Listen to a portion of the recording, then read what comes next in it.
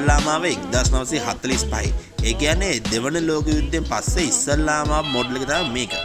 හැබැයි අපි අද කතා කරන්නේ මේකේ 1954න් පස්සේ ආපු මොඩල් එක ගැන. මේ දෙකේ ප්‍රධාන වෙනස්කම් ගත්තොත් එහෙම පරණ එකේ තිබ්බ රිජිඩ් ෆ්‍රේම් එක අයින් කරලා ඒගොල්ලෝ ස්විංග් ආම් සස්පෙන්ෂන් සෙටප් එකක් හයි කරනවා.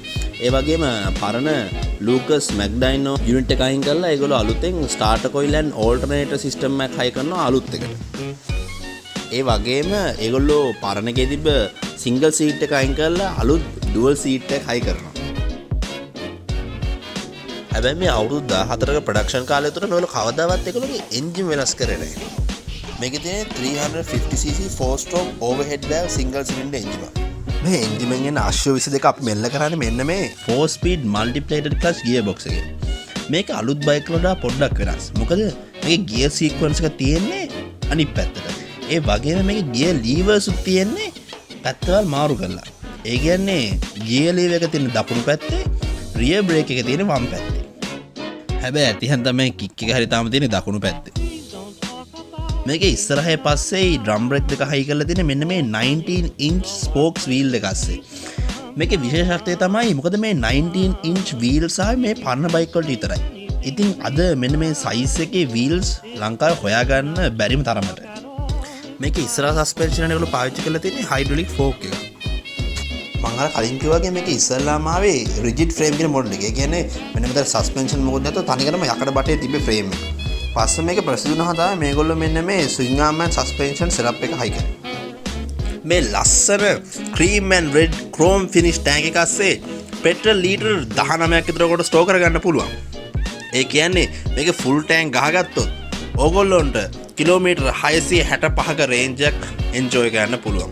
එහෙම ගත්තාම මේකේ fuel consumption එක ලීටරයට කිලෝමීටර් 35ක් විතර වෙනවා. අපිට උපරිම හෝස් පවර් 22ක් විතර ගන්න පුළුවන් RPM 6000 දී. ඒ අශ්වංග පිට උඩ අපිට කිලෝමීටර් 110ක වගේ උපරිම වේගයක යන්න පුළුවන්. ඒ ඊරාකේ ආපු ගොඩක් මෝටර් සයිකල් වල වගේ මේකෙත් තියෙන්නේ අමල් type 76 කාබරේටර් එකක්. මේක අමල් කියවට මේ ලංකාවේ හදන එක නෙමෙයි. මේක අද වෙනකම්ම හදන්නේ ඉතින් එංගලන්තේ තමයි. අපි දත්ත ගොඩක් එක දෙයට කියන්නේ නිසා ඒකේ සමරයක් මෙන්න මේ විදිහට දාන්න.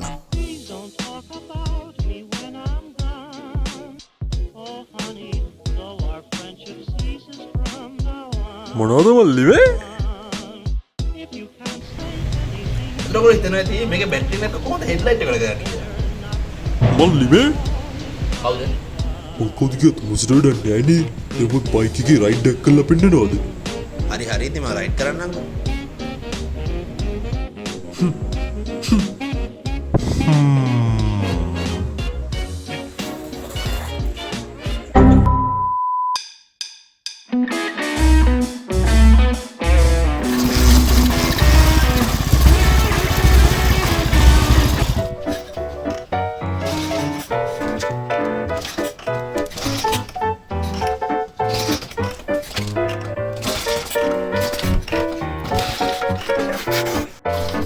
වැන්දගේ කතා කරනකොට බයික් එක ස්ටාර්ට් කරගන්න බෑනේ මල්ලි. පන්දි දේවගේ කියවන්න පුළුවන්. නැද්දකින් විතර.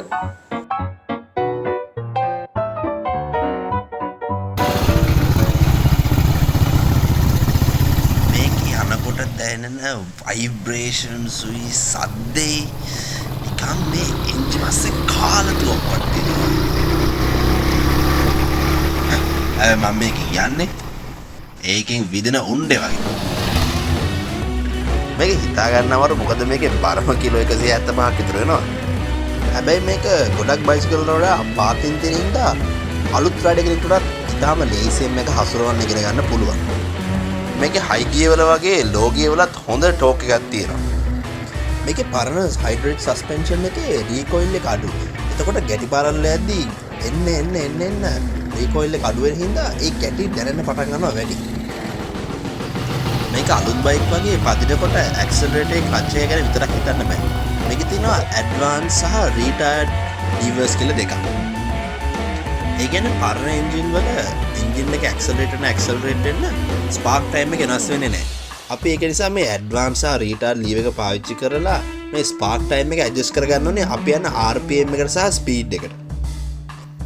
මේක මේ හැන්ඩල් බාර් එක ගොඩක් පාතින් තියෙන නිකන් ක්ලිප් ඔන් හැන්ඩල් බාර්ස් දෙයක් වගේ. ඒකින්ද සමහරලාට ඔයගොල්ලෝ මේ හැන්ඩල් බාර් එක ගොඩාක් කැපුවොත් එහෙම ඔයාගේ ඇඟිල්ල වදිනවා මෙන්න මේ ටැංකියට. උට බයික් එක පදින්න බැරි නම් කලින් කියන්න තිබ්බා. මේකේ 2000 rpm ද 6000 rpm ද කියලා වෙනසක් නැහැ. අපිට ගොඩක් වෙලාට දැනෙන්නේ එකම ලෙවල් එකේ vibrations. අනිත් පරණ බයිසිකල් වලින් vibration issues ආවට මේ බයිසිකල් එකෙන් නම් vibration ප්‍රශ්න නැහැ. මේගොල්ලෝ B series එක පටන් ගන්නේ 250cc 350cc and 500cc single cylinder engine models වලින්.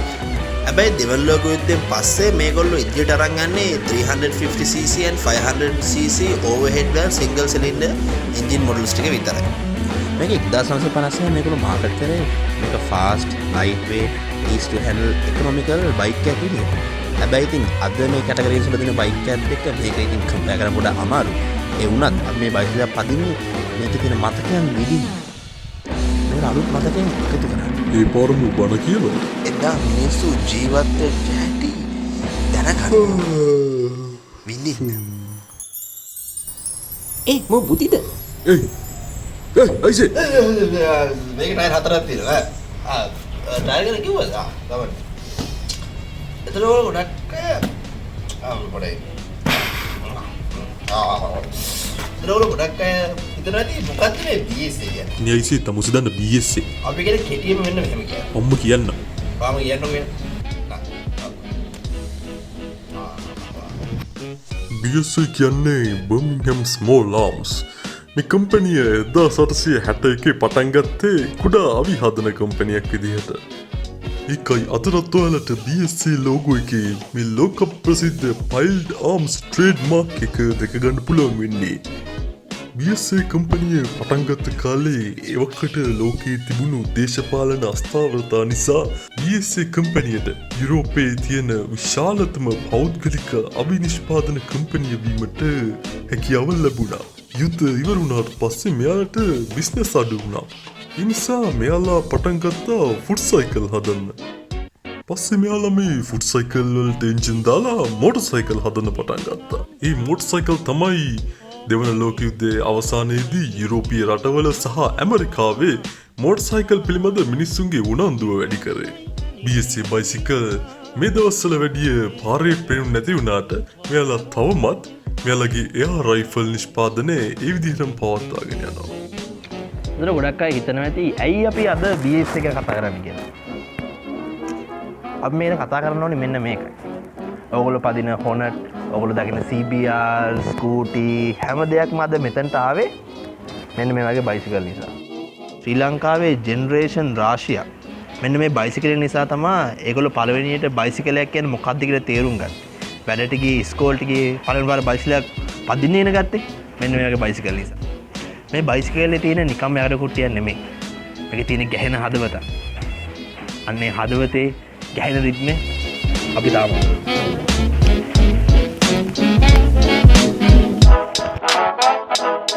Please don't talk about me when I'm gone. Oh honey, though our friendship ceases from now on. Please don't talk about me when I'm gone. Oh honey, though our